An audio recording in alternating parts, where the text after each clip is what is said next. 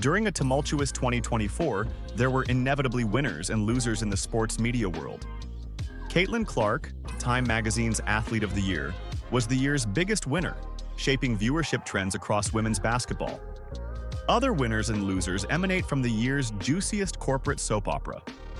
The NBA's $77 billion decision to shift its U.S. media rights to incumbent Disney, NBC Universal, and Amazon Prime Video, while leaving 40-year incumbent TNT Sports out in the cold. With 2 weeks to go before the new year, here are my winners and losers for 2024. From college to the pros, Clark was the single biggest star in sports this year. She's also proving to be the biggest needle mover for TV ratings since Tiger Woods.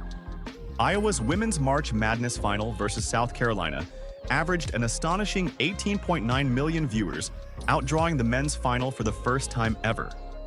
Her last playoff game as an Indiana Fever rookie pulled a record 2.5 million viewers on ESPN, making it the most-watched WNBA game ever on cable. As sports media consultant Leslie Ann Wade notes, the WNBA Rookie of the Year is one of the few female athletes who can beat men head-to-head in TV ratings. She could have written her own ticket to play in the unrivaled Women's Hoops League, but Clark is also becoming a political football in the culture wars. While there might be a fair amount of people who have their qualms about Time Magazine naming Caitlyn Clark as their Athlete of the Year. For 2024, one prominent figure who has taken no issue with it at all is ESPN sportscaster Stephen A. Smith. In fact, the tenured reporter recently went on another lengthy tirade addressing anyone and everyone who does not agree with Clark's latest honor. After quoting Clark's interview from Time Magazine, Smith took the opportunity to address anyone and everyone who still continues to hate on the Indiana Fever superstar. "You see why I have no problem with her being Time's Athlete of the Year?" Smith said on a recent episode of The Stephen A. Smith Show. "You see why I said she should have been on Team USA? You see why I had to go off on the likes of Cheryl Swoops and others who were clearly distant and dismissive of her, no matter how much they tried to deny it? There was resentment towards her, and here's why I said it was stupid. Because when she came into the WNBA for 22+ years, they had been flying commercial. They were begging for chartered flights.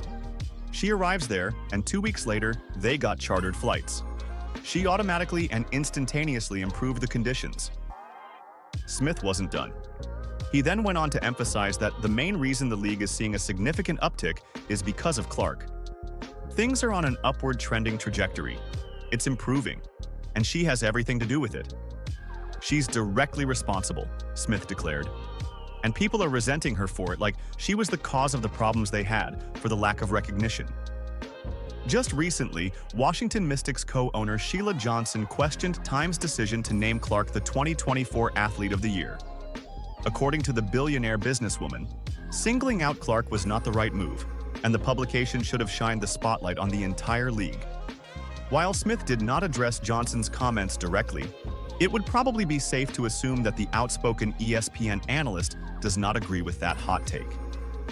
Caitlyn Clark's meteoric rise to the top of women's sports reached a new high when Time Magazine honored her as the 2024 Athlete of the Year.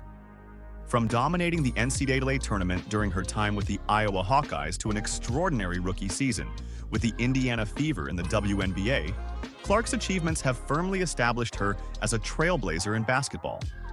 However, her recognition hasn't been without its critics, sparking a wider conversation about her impact on the sport.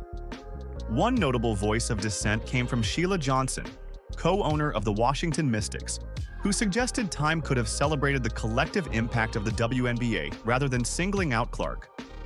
"This year something clicked with the WNBA, and it's because of the draft of players that came in," Johnson remarked to CNN. "It's not just Caitlyn Clark, it's Angel Reese as well. We have so much talent out there." Amid the criticism, one of Clark's biggest champions emerged, her former Iowa Hawkeyes head coach, Lisa Bluder.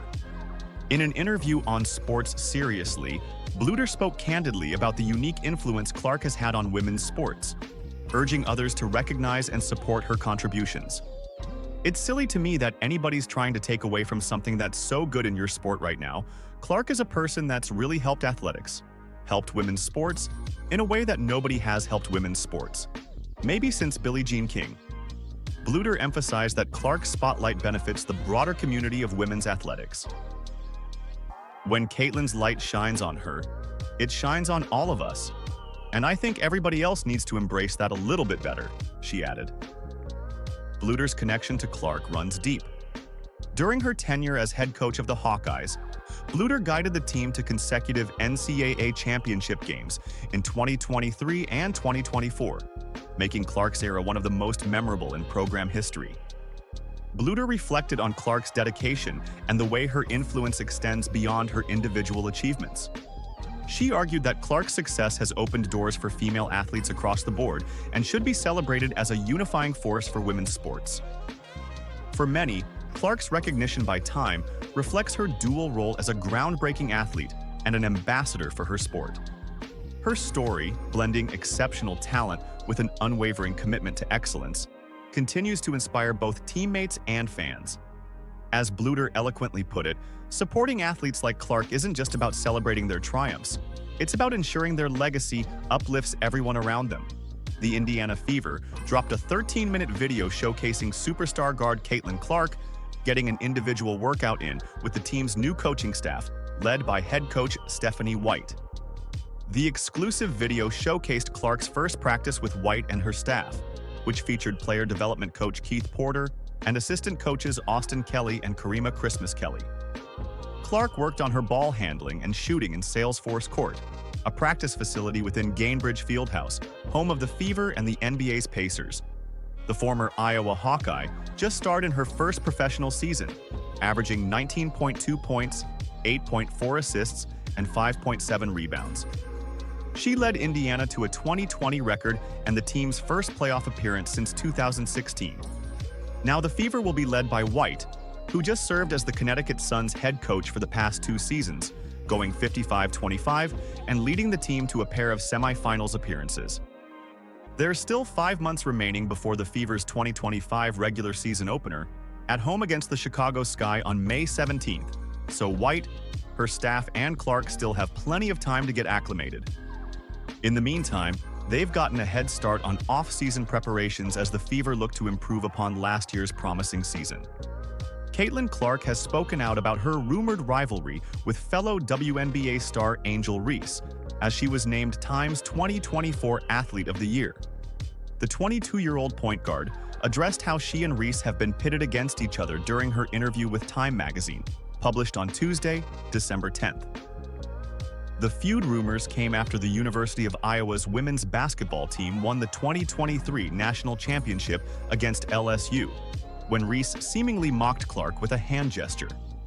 The two basketball stars have still been viewed as rivals since entering the WNBA in 2024, which Clark doesn't understand. "I don't get that at all," she said. "We're not best friends by any means, but we're very respectful of one another." The Indiana Fever player continued, "Yes, we have had tremendous battles, but when have I ever guarded her? And when has she guarded me?" Clark also addressed Reese's previous hand gesture toward her, saying she didn't think it was taunting, and that it really didn't bother her. However, she isn't happy that fans have continued to talk about her and the Chicago Sky Stars relationship rather than the games they play. "It's just like, why don't you talk about them winning? Or the incredible run that we went on that nobody would have thought we would have ever gone on," she added. "The only thing people cared about was this controversy that was really fabricated and made up. And then, that has continued to be the case ever since." In June, the WNBA stars met on the court again, as the Indiana Fever won the first pro match against the Chicago Sky, with a close score of 71-70. During the third quarter, Chicago Sky star Chennedy Carter hip-checked Clark to the floor before Reese was seen jumping off the bench. Fans were quick to assume that she was cheering for Carter, hip-checking Clark, adding even more fuel to the feud rumors. At the time, many publications were quick to assume that Clark was being targeted, including the Chicago Tribune, which alleged that Carter's move would have been seen as an assault if it happened off the court. However, Clark didn't agree with the claims. "I never thought I was being targeted," she told Time. "Obviously, that shouldn't ever happen within a game. But basketball is physical. Your emotions can get the best of you. My emotions have gotten the best of me many times." Clark also clarified that she didn't even see Reese respond to the incident on the bench. "I don't even know if she really knew what happened," she added. "Honestly, I don't think she was cheering because somebody hit me. I really don't think that would be the case. I hope not. Meanwhile, Reese has previously shared her perspective on the perceived rivalry with Clark.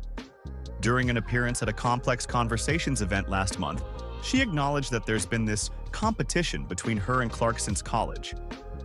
Being able to play against Caitlyn, I've been playing against Caitlyn since we were probably in 8th or 9th grade. We both were really competitive in AAU, she said, referring to the Amateur Athletic Union.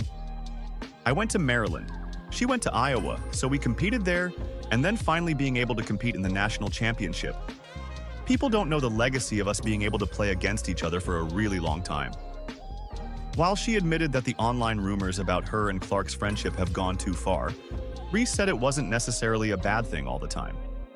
Obviously, social media is going to put two women against each other, she added. I think it's been something that's negative but also positive. I think it shines light on women's basketball, so I'll take that as being able to be the person that gets the hate. But I know that at the end of the day, I'm growing women's basketball and helping women's basketball.